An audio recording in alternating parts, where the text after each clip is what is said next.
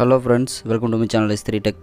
இன்றைக்கி வீடியோவில் நம்ம என்ன பார்க்க போகிறோம் அப்படின்னா, ஜிப்போட ஒரு 10 இன்ச்சு சப்வூஃபர் பற்றி தான் பார்க்க போகிறோம். அண்டு இந்த பாக்ஸில் ஃபிக்ஸ் பண்ணி சவுண்ட் டெஸ்டிங்கும் பார்க்க போகிறோம். ஸோ இந்த வீடியோவை பார்க்குறதுக்கு முன்னாடி சேனலுக்கு நீங்கள் இன்னும் சப்ஸ்கிரைப் பண்ணலாம். மறக்காமல் கீழே இருக்க ரெட் கலர் பட்டனை ப்ரெஸ் பண்ணி சப்ஸ்கிரைப் பண்ணிங்க. அடுத்தடுத்த வீடியோஸை மிஸ் பண்ணாமல் பார்க்கணும் அப்படின்னா கூட ஒரு பெல் ஐக்கானை கிளிக் பண்ணி ஆல் நோட்டிஃபிகேஷன் கொடுத்துங்க. இப்போ நம்ம இந்த சப்வூஃபரோட அன்பாக்சிங் அண்ட் டெஸ்டிங் பார்க்கலாம்.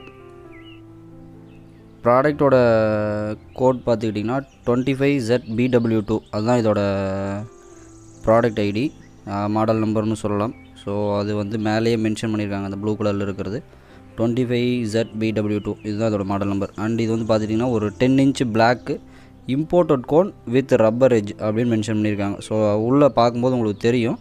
அண்ட் இது வந்து பார்த்துக்கிட்டிங்கன்னா 30 OZ ஃபெரைட் மேக்னெட்டுன்னு மென்ஷன் பண்ணியிருக்காங்க. இதில் இருக்க வாய்ஸ் காயிலோட சைஸு 38 mm அப்படின்னு மென்ஷன் பண்ணியிருக்காங்க. பவர் அவுட்புட் வந்து 300 வாட்ஸ். அந்த 300 வாட்ஸுங்கிறது மேக்ஸிமம் பவர் அவுட்புட். ஸோ அதோட ஆர்எம்எஸ் வந்து 300 இல்லை, அதை வந்து பாக்ஸ்லேயும் மென்ஷன் பண்ணியிருக்காங்க. ரெட் கலரில் மேக்ஸிமம் அவுட்புட்னு போட்டு 300 வாட்ஸ்னு கொடுத்துருக்காங்க. வேறு டீட்டெயில்ஸ் எதுவும் இதில் இல்லை. சுற்றி இதுதான் இருக்குது. இதோட இமேஜ், மாடல் நம்பரு அண்ட் இதோட maximum output 10 inch super bass dynamic speaker அப்படின்னு மென்ஷன் பண்ணியிருக்காங்க. ஆனால் இது ஒரு சப்வூஃபரு, 10 இன்ச்சில் வரக்கூடிய ஒரு பிளாக் கலர் சப்வூஃபர். ஆல்ரெடி நான் ஓப்பன் பண்ணிட்டேன். இப்போ உள்ளே எப்படி இருக்குதுன்னு பார்ப்போம். பேக்கிங் வந்து சிம்பிளாக தான் இருக்குது, பட் ஆனால் இது எதுவும் டேமேஜ்லாம் ஆகாத அளவுக்கு தான் இருக்குது. நமக்கு ஃப்ரண்ட்லேயும் கீழே மேக்னெட்லேயும் ஒரு இந்த மாதிரி ஒரு சின்ன அட்டை வச்சுருக்காங்க. அதுக்கப்புறம் வந்து நமக்கு ஆஸ் யூஷுவல் ப்ராடக்ட்டை வந்து ஒரு பிளாஸ்டிக் கவரில் வந்து கொடுத்துருக்காங்க.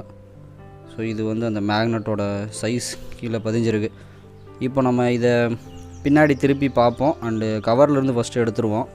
லுக்கு பார்த்திங்கன்னா சூப்பராக இருக்குது. அந்த இம்போர்ட்டட் கோன் ரப்பர் எட்ஜ் இந்த வீடியோவில் பார்க்கும்போது உங்களுக்கு தெரியும்னு நினைக்கிறேன். நான் அவுட்டோரில் தான் வச்சு எடுத்துகிட்டு இருக்கேன்.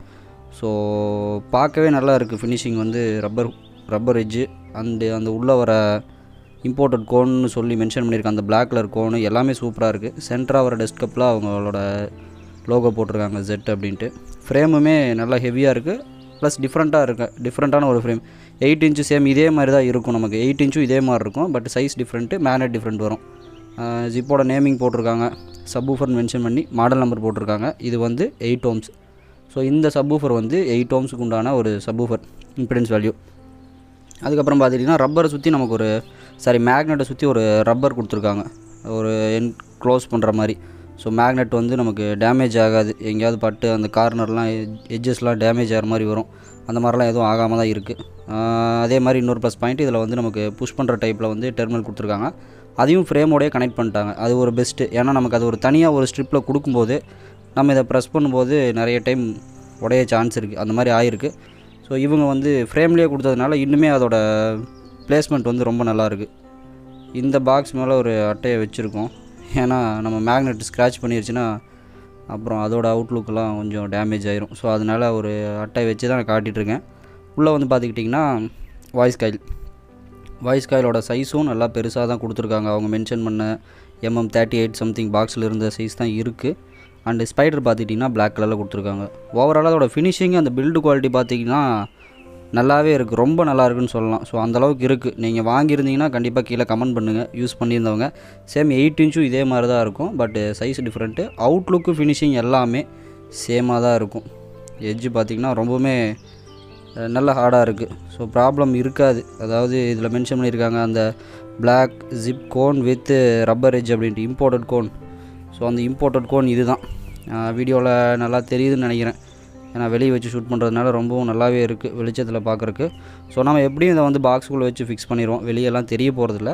இந்த பாக்ஸ் வந்து போர்ட்டட் டைப் பாக்ஸு, இந்த 4th ஆர்டர்லாம் சொல்கிறாங்க இல்லையா, அந்த மாதிரி. ஸோ இது வந்து ஒரு போர்ட்டட் பாக்ஸு. நம்ம ஃப்ரண்ட்டில் வந்து 2 ஏர்வெண்ட் கொடுத்துருக்கோம். 2 ஏர்வெண்ட் வந்து கொடுத்துருக்கோம் முன்னாடி வர மாதிரி. இதுதான் இதோட ஃப்ரண்ட் பேஜ். சுற்றியும் வந்து நம்ம பிளாக் கலரில் வித் ஒயிட் ஸ்ட்ரைப்ஸ் வர மாதிரி ஒரு மைக்கா கொடுத்துருக்கோம். மைக்கா ஃபினிஷிங் தான் இது. வந்து நம்ம எதுவும் கிளாத்லாம் எதுவும் ஓட்டல. நம்ம பண்ணுற எல்லாமே மேக்ஸிமம் வந்து மைக்கா ஃபினிஷிங் தான். அண்டு இதில் வந்து பார்த்திங்கன்னா பின்னாடி ஓப்பன் இருக்குது. இந்த ஓப்பனில் வச்சுட்டு நம்ம லாஸ்ட்டாக ஃபிக்ஸ் பண்ணி முடிச்சதுக்கப்புறம் உள்ளே ஃபுல்லாக க்ளோஸ் பண்ணிடுவோம். மெட்டீரியல் பார்த்துட்டிங்கன்னா ப்ளைவுட் தான். ஸோ ப்ளைவுட் பார்த்தீங்கன்னாவே தெரியும், 3/4 இன்ச் திக்னஸில் ப்ளைவுட் போட்டிருக்கோம். இது எல்லாமே வந்து புதுசு தான் மெட்டீரியல். ஸோ யூஸ்டோ இந்த வேஸ்ட் மெட்டீரியலோ அந்த மாதிரிலாம் எதுவுமே இல்லை. ஏன்னா நிறைய பேர் அப்படியும் கொஸ்டின் கேட்குறாங்க. ஸோ அதுக்காக தான் நான் இதை உள்ளே காட்டுறேன். நம்ம யூஸ் பண்ணுற எல்லாமே ஃபஸ்ட் டைம் யூஸ் பண்ணுற மெட்டீரியல்ஸ் தான். ஏன்னா அந்த மாதிரியும் மார்க்கெட்டில் சில பாக்ஸஸ் அவைலபிளாக இருக்குது ரேட்டு கம்மியாக. அது சில பேர்த்திட்ட டிஸ்கஸ் பண்ணும்போது தெரியுது, அதுக்காக தான் நான் காட்டினேன். ஸோ நெக்ஸ்ட்டு நம்ம இந்த சப்வூஃபரை இந்த பாக்ஸுக்குள்ளே ஃபிக்ஸ் பண்ணிடலாம். அதுக்கு முன்னாடி வந்து நம்ம இதில் ஒயர் டெர்மினல் எடுக்கிறதுக்காக ஒரு ஹோல் பண்ண வேண்டியிருக்கும். ஸோ நம்ம இந்த ஹோல் பண்ணிவிட்டு அதில் வந்து ஒயர் விட்டாச்சு. வீடியோ தலைகீழ் ஆயிடுச்சா? ஸோ நம்ம எடுக்கும்போது கொஞ்சம் டிஃப்ரெண்ட்டாக எடுத்துட்டோம் போல். ஒயர் நம்ம உள்ளே விட்டு ஸ்லீவ் எடுத்தாச்சு. இது கிட்டத்தட்ட ஒரு 1.5 ஸ்கொயர் mm வரும். ஜிப்போட OFC கேபிள் தான், அதாவது ஆக்சிஜன் ஃப்ரீ கேபிள் தான் இது. ஸோ இதை வச்சு நம்ம ஃபிக்ஸ் பண்ணிக்கலாம். சப்வூஃபர் கரெக்டாக உள்ளே ஃபிக்ஸ் ஆகிற அளவுக்கு தான் டைமென்ஷனும் இருக்கும். எக்ஸ்ட்ரா ஸ்பேஸ்லாம் எதுவும் இருக்காது. இதை நம்ம திருப்பிட்டு பின்னாடி வந்து முன்னாடியே நம்ம சொன்ன மாதிரி அந்த ப்ளக் டைப் தான். ஸோ நம்ம இதில் சால்டர் பண்ணுறக்கோ கிளிப் பண்ணுறக்கோ எதுவும் வேலையே இல்லை. நம்ம ஜஸ்ட்டு ஸ்லீவ் எடுத்துகிட்டு உள்ளே ஃபிக்ஸ் பண்ண போகிறோம். அந்த ஷீட்டை வச்சு நம்ம ஃபைனலாக அதை க்ளோஸ் பண்ணிவிட்டு கீழே வந்து நம்ம இது பண்ணிடுவோம். அவ்வளோதான். பாக்ஸோட வெளியே எதுவுமே உங்களுக்கு தெரியாது. ஜஸ்ட் அந்த 2 போர்ட்டு மட்டும்தான் இருக்கும். ப்ளஸ் இதில் நம்ம கீழே புஷ் கொடுத்துருக்கோம். இது என்ன ஹைட்டில் வேணுமோ போட்டுக்கலாம். மினிமம் சைஸுங்கிறது இது தான்.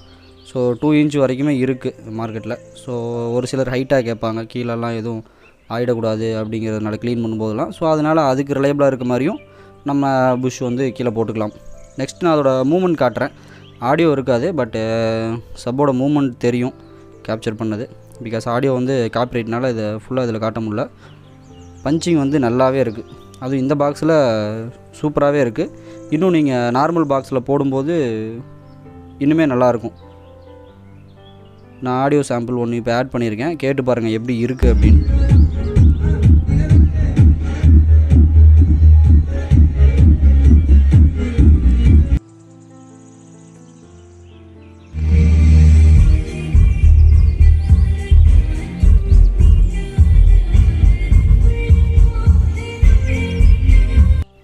ஆடியோ வந்து ஒரு 50% கரெக்டாக இருக்கும்னு நினைக்கிறேன் எனக்கு தெரிஞ்சு. ஏன்னா நான் ஒரு மொபைல் மைக்கில் தான் அதை ரெக்கார்ட் பண்ணுறேன்.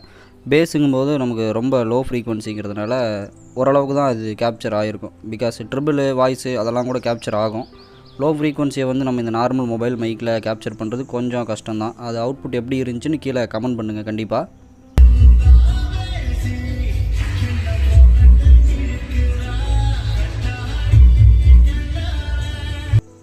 ஓப்பன் பிளேஸில் செக் பண்ண வீடியோவையும் நான் ஆட் பண்ணியிருக்கேன். இப்போ நம்ம ஒரு ஹாலில் செக் பண்ண ரூம்குள்ளே செக் பண்ண வீடியோவையும் நான் அதில் ஆட் பண்ணியிருக்கேன். ஸோ ரெண்டுலேயும் ரிசல்ட் எப்படி இருந்துச்சு அப்படிங்கிற உங்களோட கமெண்ட்ஸை மறக்காமல் கீழே சொல்லுங்கள். அப்போ தான் எனக்கும் தெரியும் எப்படி இருக்குது அப்படின்ட்டு.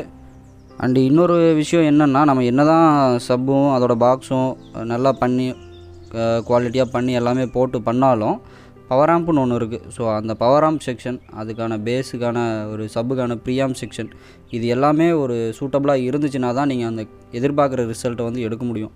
ஸோ நம்ம பேருக்கு இது வாங்குகிறோம் அது வாங்குகிறோம், அதை வாங்கி இந்த பாக்ஸில் போடுறோம், ஏன் பேஸ் வரல அப்படின்லாம் ஒரு சிலர் கேட்குறாங்க. ஸோ அவங்களுக்கான ஒரு இது தான். பிகாஸ் நம்ம வந்து வெறும் இந்த சப்பை மட்டுமே டிபெண்ட் பண்ணி இல்லை இதோட அவுட்புட். இதோட பவர் ஆம்பியும் அதில் வரக்கூடிய ப்ரீஆம்ப் செக்ஷனையும் டிபெண்ட் பண்ணி தான் இதோட அவுட்புட்டே இருக்குது. ஸோ நம்ம அதில் கரெக்டாக இருந்தால் தான் அதோட அவுட்புட் இதில் கரெக்டாக டெலிவர் ஆகும். அண்டு இந்த வீடியோ பிடிச்சிருந்தா ஒரு லைக் பண்ணுங்கள். மறக்காமல் சேனலுக்கு சப்ஸ்கிரைப் பண்ணி சப்போர்ட் பண்ணுங்கள்.